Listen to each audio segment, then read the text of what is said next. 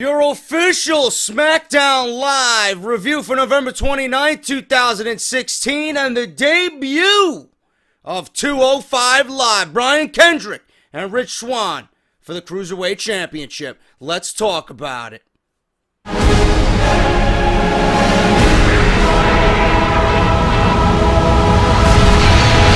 What is going on, guys? JD from New York here. Thank you so much for tuning into the channel tonight.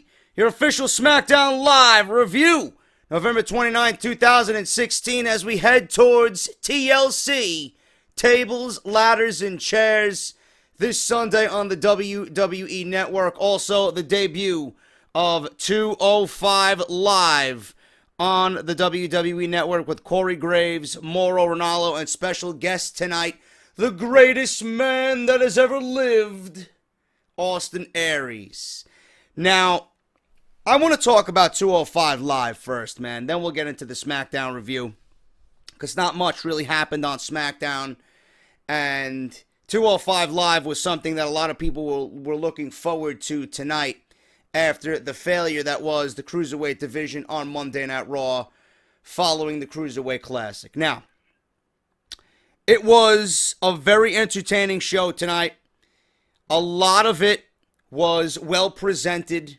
Much better than what we seen on Monday night. It doesn't hurt that Mauro Ranallo and Corey Graves and Austin Aries added a nice comedy twist to the commentary team to get himself over. I do believe, correct me if I'm wrong, I did hear that he is going to be participating with the Cruiserweights on 205 Live to pretty much bolster that roster and get some star power over there on 205 Live. Correct me if I'm wrong, but I do believe I heard that when they were introducing everybody. So let me know in the comments below if I wasn't the only one that heard that. Now, as far as the presentation goes, it's everything that you expected. Same thing with the Cruiserweight Classic, just on a larger scale in front of the live SmackDown audience that aired on Tuesday night. I do have a few concerns, though, man. I really do. Unofficially, WWE has given us a third hour of SmackDown. Unofficially, it's a third hour of SmackDown. I don't really know how else to put it. It's 3 hours of wrestling. It's an extra hour for me, to do the review. It's an extra hour of me watching wrestling, giving you guys a proper review and, to take in everything. I feel like if I miss something, I need to get it out to you guys immediately. So, especially with my work schedule in December, it's another hour of television that I have to watch. And we got used to seeing SmackDown for 2 hours, and now we have to flip over to the network and see an extra hour of wrestling. It's a lot, especially after Monday nights. You got Monday night with 3 hours for Raw, and then you had 2 hours of SmackDown, and now we're getting another hour with 205 Live. And then tomorrow, I got NXT for an hour. I got Lucha Underground for an hour.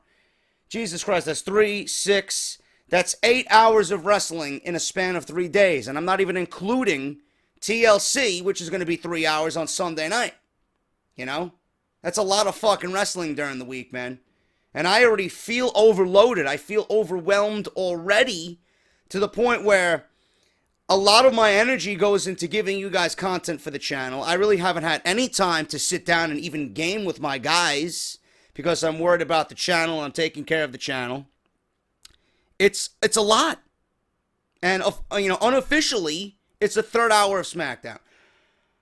Another thing that I think, and I hope, is not going to be a problem for 205 Live. If I was booking this show and I was going to be presenting this show, I would have had this show be taped. I would have had this air right after NXT. NXT at 8 o'clock. 205 Live at 9 o'clock, and then I'll get Lucha Underground. I'll DVR it, I'll watch it whenever I have to, But as far as WWE content goes, NXT on Wednesdays at 8, 205 Live on Wednesdays at 9. That's the way I would have did it. I would have presented it in a taped format in front of Full Sail University.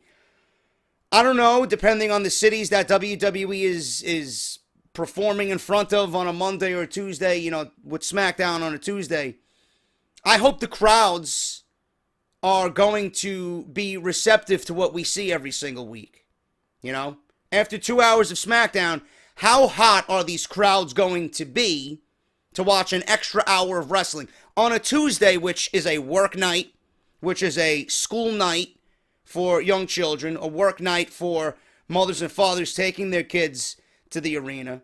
You know, how hot are they going to be to see the cruiserweights? Are these people going to stick around in the arena to see the cruiserweights? Are they going to be receptive and appreciative of the cruiserweights after sitting through 2 hours of SmackDown just right before this show goes live on the WWE Network? That's something I'm concerned with. You know, I don't want to hear dead crowds. I don't want to have the Monday Night Raw effect on SmackDown where people are just overly tired and exhausted from so much wrestling.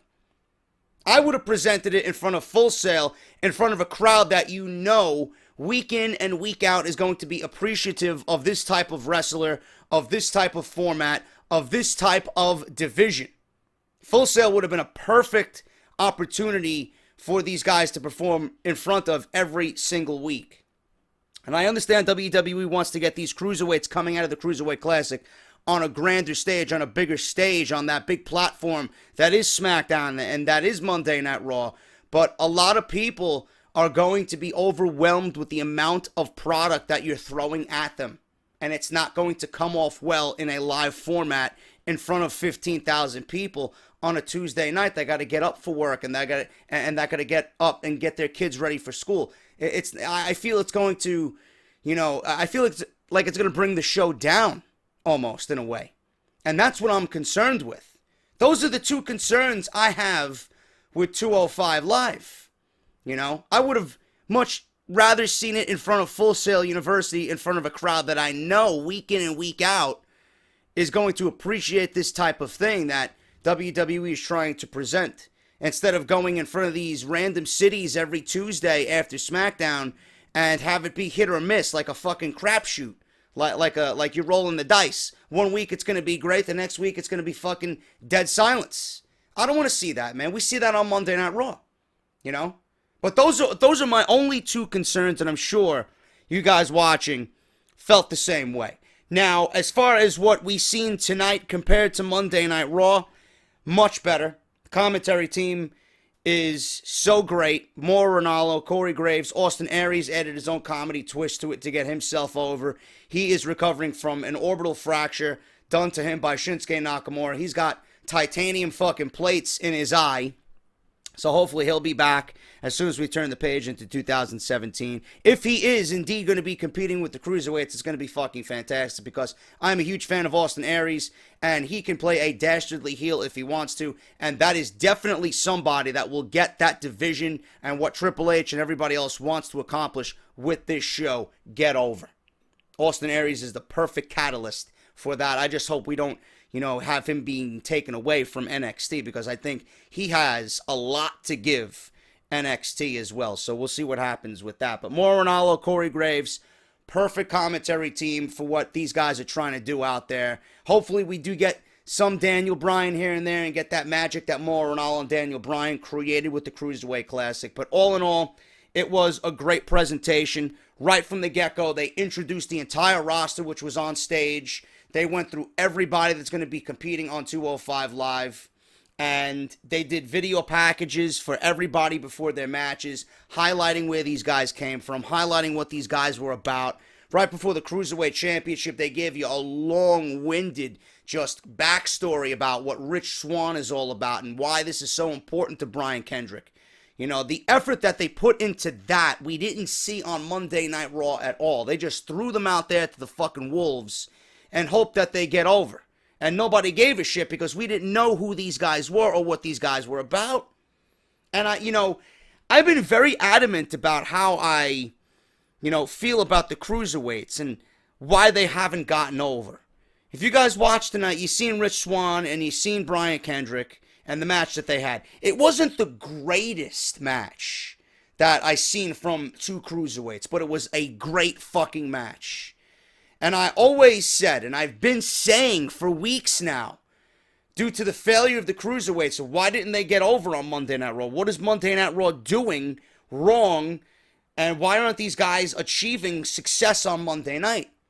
And I always went back to what Cedric Alexander and Kota Ibushi did at the Cruiserweight Classic. I went back to what Kota Ibushi and Brian Kendrick did, and Kota Ibushi and TJ Perkins. You know, you take those matches and you put them in a slot, a prime slot on Monday Night Raw, or a main event on Monday Night Raw with something on the line, a championship on the line, and you take what those guys did, move for move, you know, and put it in the main event and put it on Monday Night Raw. It will get over because the body of work is so fucking great. You can't help but be invested in what these guys are doing. You can't help but acknowledge the fucking talent and the two superstars that are going back and forth in that ring. You can't help but acknowledge that this is fucking magic, that this is great. What these guys are doing is blowing me away. Now, Rich Swann and Brian Kendrick were not on the level of what I just mentioned with those three Kota Ibushi matches, but it was a damn good fucking match. It was a great match, and people were invested in it.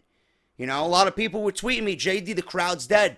Where were they? South Carolina tonight? You know, the crowd down south is dead. I don't know what's going on. The Cruiserweights deserve better than this. They did awaken with that Rich Swann Brian Kendrick match because the body of work that was seen in that match, you know, your emotions were in that. And with what we were told about Rich Swann and the passing of his parents and just everything that is Brian Kendrick and the great heel he's been playing as of late, it all blended nicely. And when the closing segments of that match happened and Rich Swann delivered 3 super kicks to Brian Kendrick to pin him 1, 2, 3, he became the new Cruiserweight champion.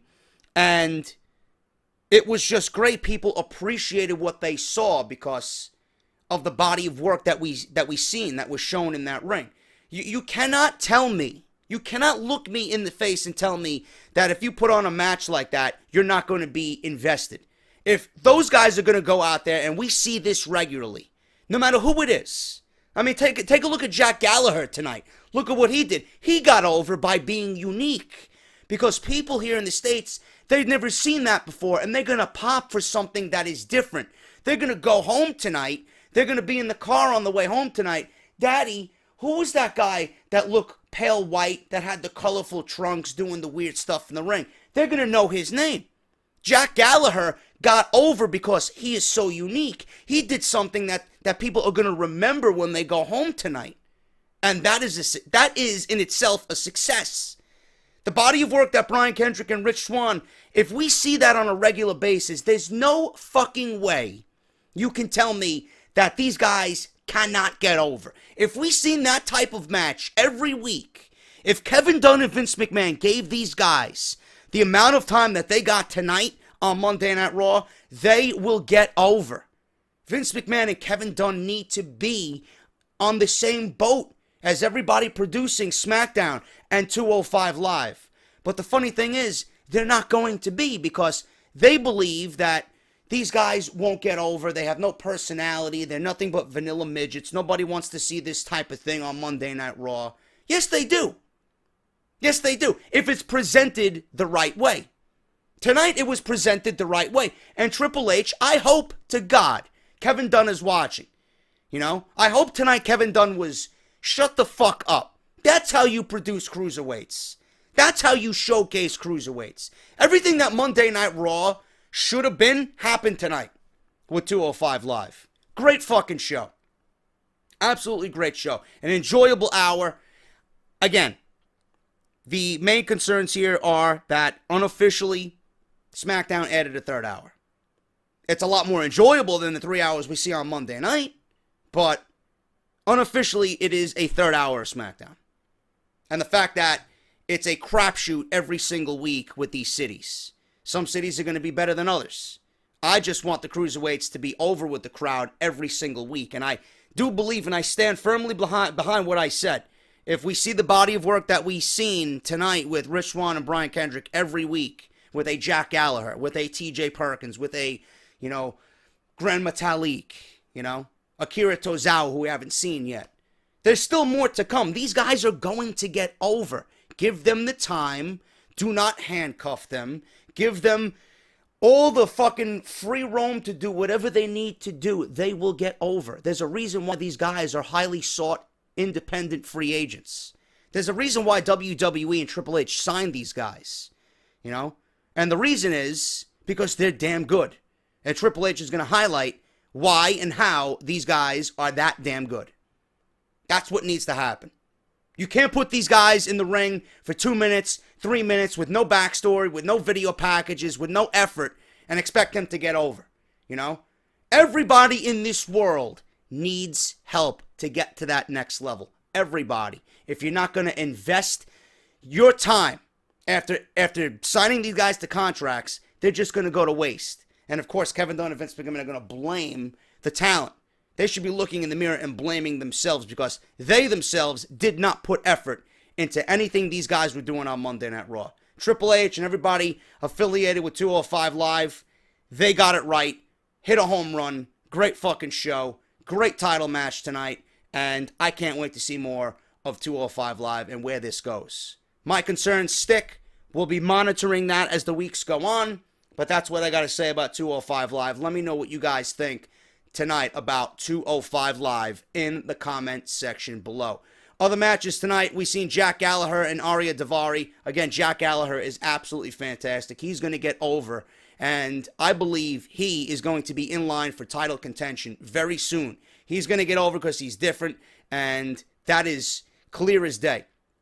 Crowd was eating all his moves up, his mannerisms, his cockiness, his uniqueness, his unorthodox offense. It's all going to get over, man, because it's something people have not seen before. And people remember who this guy is. They're going to want to see him again and again and again. And that's the thing that we're going to see with Jack Gallagher. He's going to continue to get over and over and over because he's different. And that's going to result in one of the top cruiserweights in WWE. And then the Bollywood Boys beat Drew Gulak and Tony Nese tonight. I wasn't a big fan of the Bollywood Boys, but they are rather infectious. I will give them that. They did have a great tag team match tonight with Gulak and Tony Nese. I'm a huge fan of Tony Nese. He's absolutely fucking phenomenal.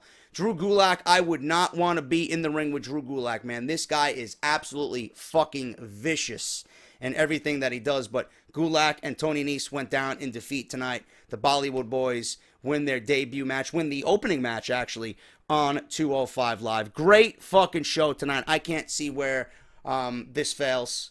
WWE has done right by the cruiserweights with this show. They need to keep it up. Like I said, my concerns are those two things right now, and we're going to continue to monitor them as the weeks go on. But 205 Live gets a thumbs up from me, man. Great fucking show tonight. And a new cruiserweight champion, Rich Swann, who gave thanks to his mother, who is no longer with us. She had passed, and, you know, that was a very, very heartfelt moment. Moments like that. Two things. Number one, proud to be a wrestling fan. Proud for what Rich Swann did. Proud for him and his success. He fucking deserves it. He's a great in-ring talent. One of my personal favorites right now in the cruiserweight division. He is infectious in himself.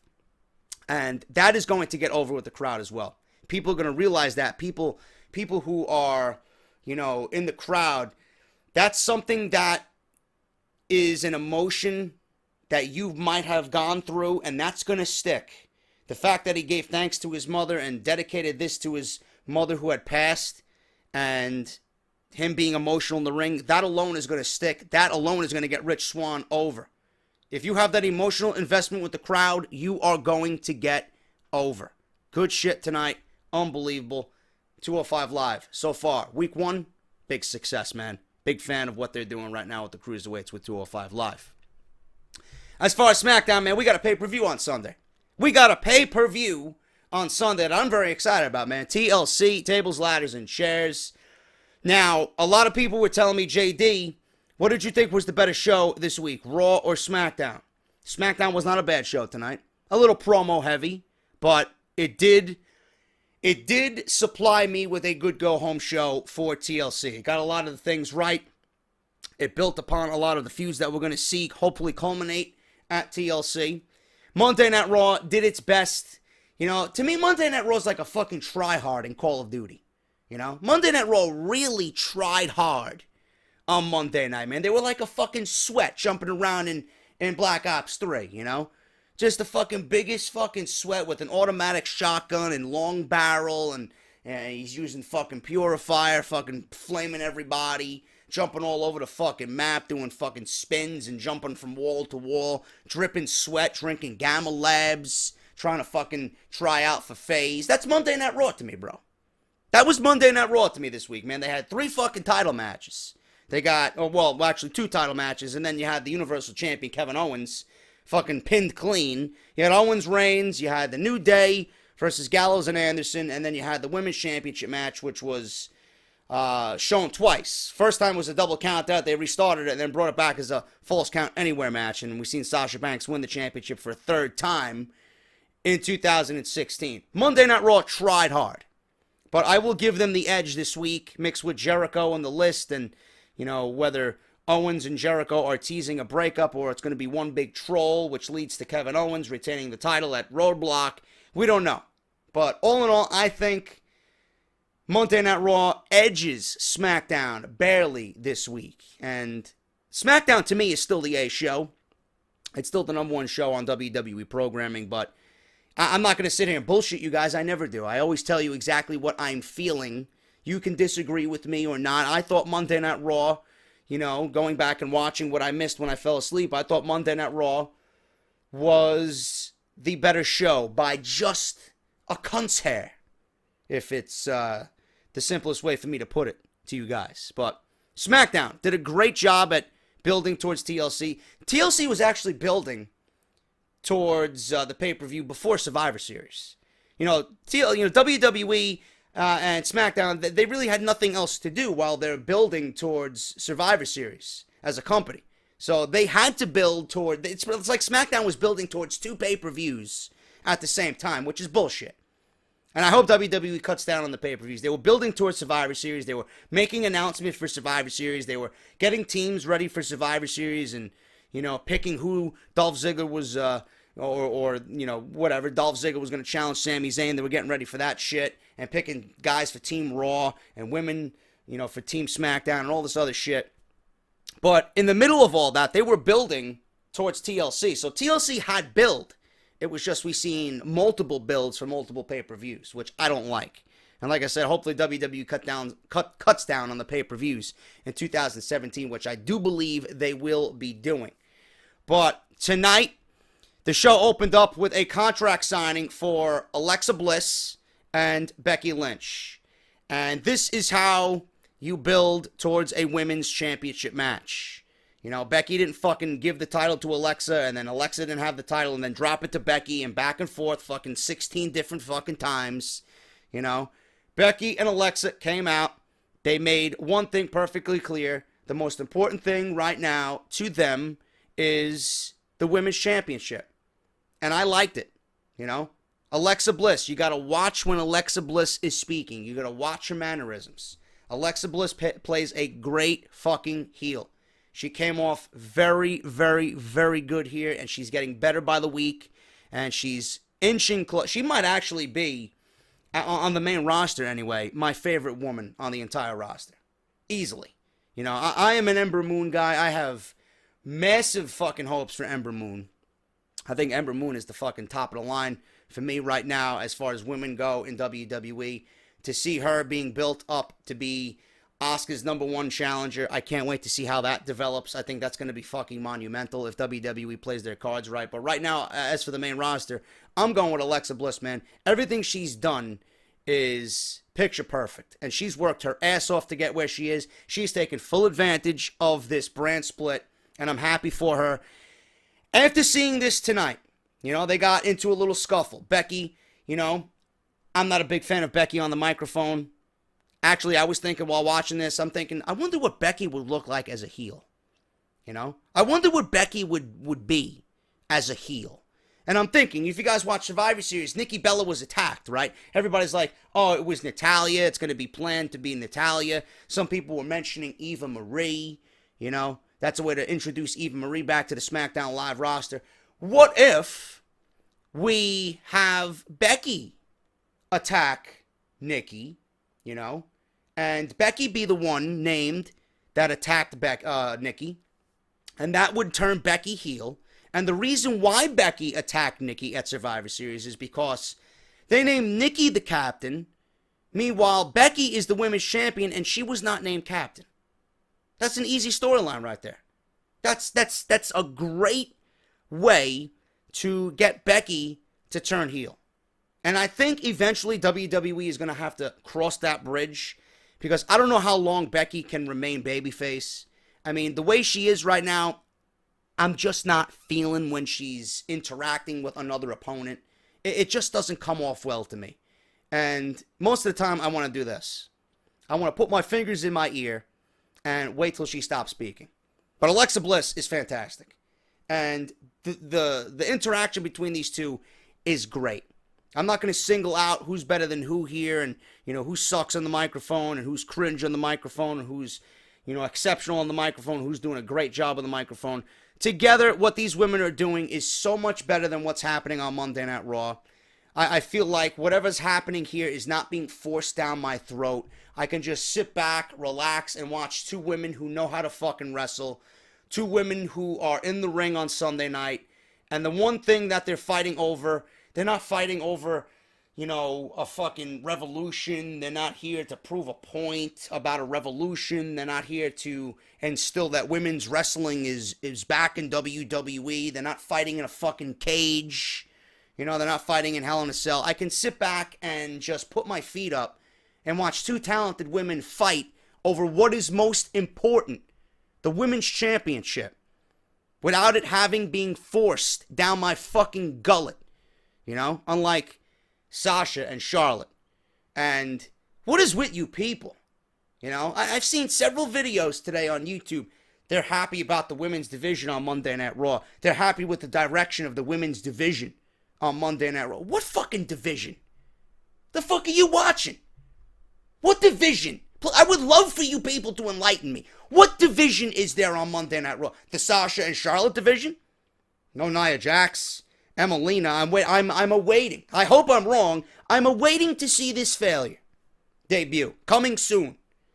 Emma's gorgeous. I just don't think it's going to be better than what she was doing before she was hurt. Emelina, Nia Jax, Alicia Fox. Where the fuck is Tamina? Is Tamina fired? Is Tamina fired? Summer Rae. Where are these? Dana Brooke, right? You're proud of Dana Brooke. You enjoy the women's division with Dana Brooke in it, right? She can barely fucking put on her socks correctly. Never mind fucking get in the ring and wrestle. Bayley got engaged, by the way. So for you Bayley fanatics out there, she's off the market. So that makes Sasha and Bayley off the market. Looks like you guys got Charlotte and Nia Jax. And I don't know, Becky I think is dating a UFC fighter or something, but she's not married. So you got those three. You still got a shot with Becky, though. Bayley and Sasha are off the market, so you goons can fucking cry your tears and cry over your fucking Bayley posters at night. But the fact that people are praising the women's division on Monday Night Raw, give me a break, dude. Give me a break. Look at what happened on SmackDown tonight. I don't feel forced when I'm watching the women. Becky and Alexa, great shit. Becky went through a table, and you know what? It broke. Becky went through a table tonight, Vince. And it broke. Becky was about to do an exploder suplex off the top rope to Alexa Bliss. Alexa countered it with a few elbows to the head. She shoved Becky off the top rope, and she fell through the table. It wasn't back first. It was more ass first, but it broke. Still, it could have hurt her. Could have definitely bruised her spine or injured her completely. I don't know. It was a pretty decent fucking bump, but it broke.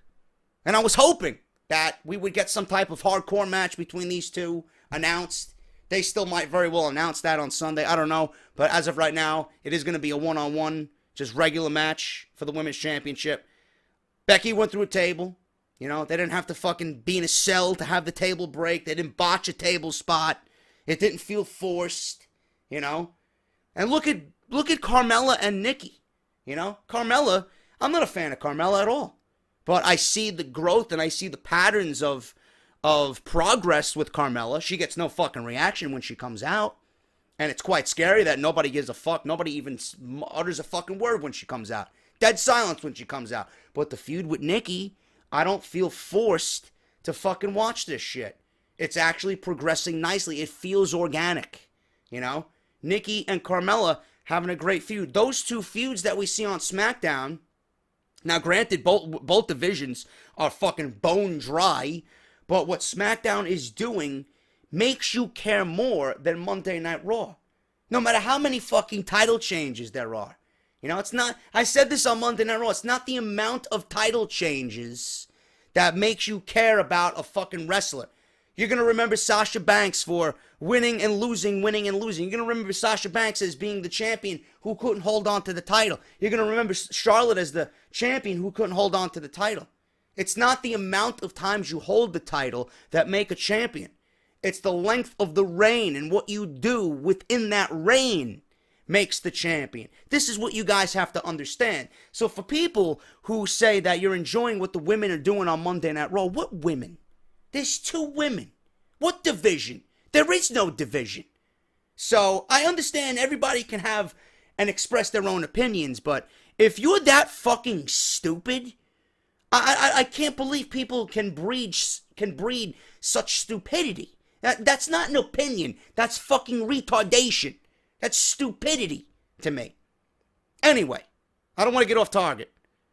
Becky and Alexa gonna have a great match. Contract signing. It ended when Becky went through the table, and it's going to be a damn good match at TLC. Not forced. It feels organic, and I can appreciate that. Alexa coming a long way. I would not be surprised if Alexa Bliss wins the title. I would not. In fact, I would put the title on Alexa. I think the body of work that is Alexa Bliss and the amount of effort she's put into getting over, she's one of the very few that have been given an opportunity to shine following the brand split. I think WWE should put the title on her and let her run. I think Becky chasing it is going to be better than Becky holding it and having Alexa get another rematch. I think Alexa wins it, Becky chases, and we have a new champion. Mix it up going into 2017. That's what I'm going to say about that.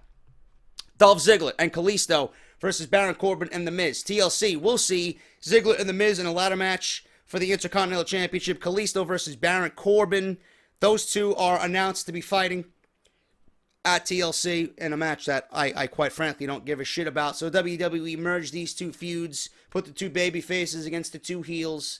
It ended up being a disqualification because Baron Corbin and Kalisto are fighting in a chairs match. The stupidest fucking concept ever. Makes no sense. It doesn't even have a nice ring to it. Yeah, Kalisto versus Baron Corbin in a chairs match.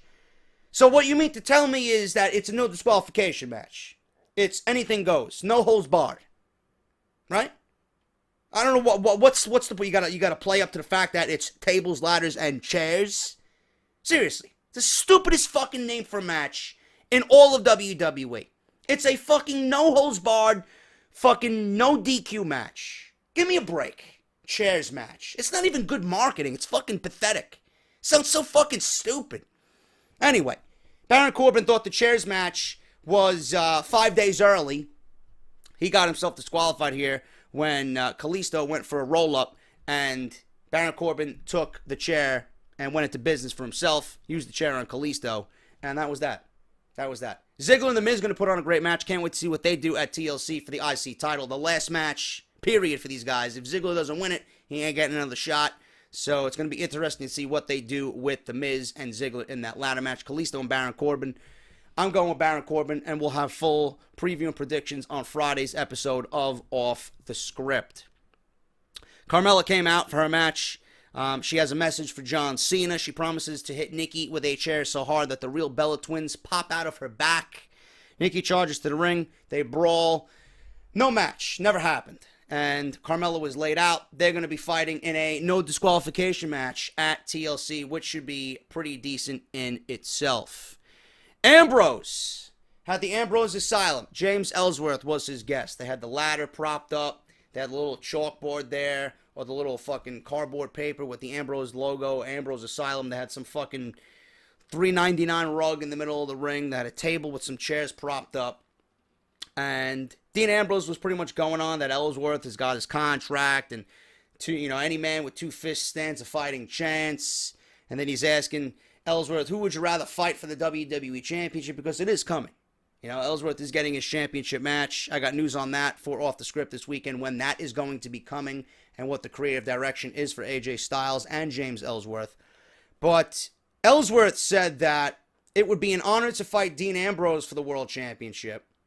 And it's also nice to know if he fights AJ Styles because he has 3 wins over AJ Styles. And that's pathetic in itself that I'm saying that he's got 3 fucking wins over AJ Styles. But AJ Styles, I think tonight he erased all those fucking embarrassing moments, man. Because this guy not only destroyed Ambrose on the outside, he literally decapitated James Ellsworth. Guy took a steel chair to Ellsworth. Ellsworth was hanging from the bottom rope to the outside, back first. Styles took a fucking chair and nailed this guy right over the back. And I thought he was going to do a Styles clash on the steel steps. He propped the steel steps, the bottom portion of the steel steps. He was going to do a Styles clash. I thought he was going to do it on the steps, but in fact, he did the Styles clash, which I thought fucking killed Ellsworth. You know, I thought Ellsworth hit his head on the fucking steps on the way down. He did the Styles clash off the bottom of the steps to the concrete, and this guy was taken out on a stretcher, man. Absolutely fucking brutal Styles clash. It was a thing of fucking beauty, man. You gotta go watch it. There's GIFs on fucking Twitter. I'm sure WWE's got it on their YouTube channel. It was fucking unbelievable stuff by AJ Styles. So all those embarrassing moments that Ellsworth put him through, that was all wiped away. He took out Ellsworth. Ellsworth's not gonna be at TLC. He's incapacitated, bro. You don't gotta worry about him. So Ambrose and Styles gonna have a TLC match. Unbelievable stuff at TLC. Can't wait to see what happens with that. And they showed him being rushed off in an ambulance. Ambrose hopped in the back of the ambulance. He said, "Don't worry, we'll take care of this. I'll get him for you." And they drove away, and that was the end of that. Next, we had Luke Harper versus Kane. This match went 11 minutes too long. 11 minutes and 5 seconds. Kane beat Luke Harper with a chokeslam. Who cares? Seriously. Who the fuck? Why is Kane? People come to me on Twitter. "Oh, JD, why are you so disrespectful to Kane, man?" It's 2016. We're going into 2017. Pardon me, clown. I don't want to see Kane on my television in 2017. Guy's completely out of fucking shape. You know? This ain't fucking Hell in a Cell #1 with Undertaker and Shawn Michaels, man. Kane isn't fucking thin and fit anymore. Guy looks like a fat slob. Please, get the fuck off my television. I don't mind Luke Harper being on my television, but Kane? Didn't we see this match at Survivor Series in the pre-show? That's all you need to know. It's pre-show worthy. That doesn't even mean it's SmackDown worthy. Get it off my fucking TV. Period. Kane beat Luke Harper with a chokeslam. And in the main event, Bray Wyatt versus Randy Orton. Oh, Bray Wyatt. Well, actually, that's going to be happening at WrestleMania if my prediction stands true. Bray Wyatt and Randy Orton versus American Alpha. There were some people on Twitter that I seen, "Oh, American Alpha's boring. They're great in-ring technical wrestlers, and they're a great team, but they got no personality." Listen, go fuck yourself. Seriously, what happens when the Revival comes out? You're going to be saying the same thing about the Revival?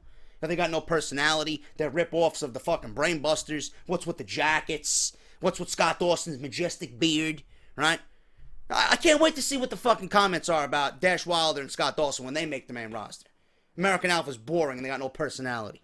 Open your fucking eyes and realize talent, please. Give me a break. They're not over yet. They're not to that level yet because WWE hasn't presented them in that type of light yet. You know, it'll be time when people are on board with American Alpha, but right now it's not the time. You know, right now it is not their time. Bray Wyatt and Randy Orton win. Main event, SmackDown, 15 minutes and 29 seconds. Sister Abigail to Jason Jordan in a great sequence towards the end, man. Great fucking sequence. We got Grand Amplitude is about to go down. Harper, actually, before I even get to the Grand Amplitude, Harper fucking just magically appears at ringside. Lights go off. They do the whole fucking Wyatt family thing.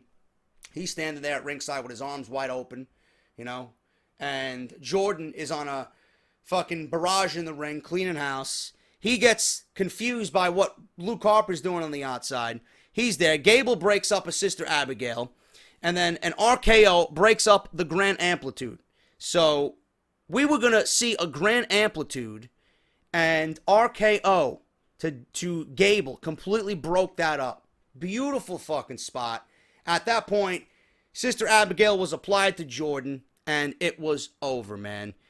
15 minutes and 29 seconds. Randy Orton and Bray Wyatt go on to face Slater and Rhino at TLC, where I fully expect them to become the new SmackDown Live Tag Team Champions. And I think that's going to be the best thing right now, and they're going to drag that all the way to WrestleMania. They're going to do the improbable team winning the tag team championships, this mega team, this all-star team, right, winning the tag team championships. And then from within, the Wyatt family is going to implode. Randy Orton's going to slowly kill the Wyatt family from within inside. And he is going to challenge Bray Wyatt at WrestleMania. And then that's it. It's over. The honeymoon's over. I think that's where it's going to be leading. But as of right now, man, I'm enjoying Randy Orton and Bray Wyatt. I'm enjoying this tag team. I'll even call myself a goon, man. I even tweeted out that if you believe Randy Orton's going to be in the Wyatt family, you are a fucking goon. I'm the goon because I didn't think this was going to last 2 weeks. I thought this was going to be a 2-week thing like Daniel Bryan was in the Wyatt family. And I'm glad I was proven wrong, man, because to me, this is the best thing on SmackDown right now. Randy Orton's involvement in the Wyatt family with Bray Wyatt is the best thing on SmackDown right now. And Bray Wyatt deserves this. He deserves a fucking championship, even though his character has stated that he doesn't need championships to be God or almighty. Yes, he does. Talent deserves championships. Bray Wyatt deserves championships. And this is going to get Wyatt over. With Randy Orton there, it is going to make Wyatt more credible after years and years of neglect. With Randy Orton there, he is going to make Bray Wyatt look all that much better. And I'm loving this, man. I'm absolutely loving it. And I hope they win the tag team championships because Rhino and Slater, they were a feel-good story. They were a Cinderella story, but they really haven't done anything with the tag team championships. I can't take them as a credible team if they're not defending the championships. With Bray Wyatt and Randy Orton, that's a mega team, bro. Not many people on that roster are going to be able to take down Bray Wyatt and Randy Orton. So the only ones that are going to be able to take down Bray Wyatt and Randy Orton are Bray Wyatt and Randy Orton. And from within the Wyatt family, they will implode, and it's going to lead to a match at WrestleMania. But SmackDown was pretty decent tonight, man. 205 Live was fucking great tonight. But I got to give the edge, just by a cunt's hair, to Monday Night Raw. Because, like I said, Monday Night Raw tried way too fucking hard. But that doesn't mean SmackDown was a bad show this week. SmackDown did a great job at building towards TLC. 205 Live had a great debut episode. And it was a great night of wrestling, man. Tomorrow we got Lucha and we got NXT. So we got more wrestling to come. I will be here covering it all for you guys. I want to thank each and every one of you for buying t-shirts on Barbershop Window. We sold over $2,000 worth of fucking t-shirts, man. You guys are absolutely fucking unbelievable. You guys hit it out of the ballpark. If you guys still want to get your t-shirts, man, barbershopwindow.com. Get your JD is Negan and your Dana Brooke t-shirts, man, just in time for the holiday season. They are $19.99. Unbelievable fucking quality. Ship worldwide. And you're going to look good in my t-shirts, man. I guarantee fucking to you. Follow me on Twitter, at JD from NY206. If you guys want to pledge towards the Patreon account, new rewards coming soon. I got a bunch of ideas for you guys, and I'm going to institute some of that little by little this week. Going to get you guys more involved with Off the Script. So look forward to that, man. If you guys do want to pledge and enjoy the podcast, enjoy the channel, enjoy the content daily right here on the channel, patreon.com/JD from NY206. Please subscribe to the channel. I greatly appreciate it, man. YouTube is going through some fucking mega bullshit right now. And I did see a video tonight. I'm going to end on this. I did see a video tonight from H3 Productions in which everybody is thinking the new algorithm has to do with comments and likes and, people getting involved with the video. So all I can ask from you guys, man, is like the video. No matter who's watching this, if you enjoyed it, like it, man. If you didn't like it, dislike it. I don't care. More interaction, more ratings, more comments mean more search engine possibilities for the video and the channel, man. So that's what they're thinking the new algorithm is. So if you enjoyed the video, man, please hit that thumbs up, support the channel. Likes and comments are going to go a long way, is what everybody is saying. So leave me a comment. Let me know what you guys think of 205 Live and SmackDown Live tonight, and hit that thumbs up on the video as well. And I'll be back on Wednesday with NXT and Lucha Underground review. Until then, I am JD. Thank you guys so much. Hope you enjoyed the review, and I'll see you guys tomorrow night for more WWE and Lucha Underground. I'll talk to you later.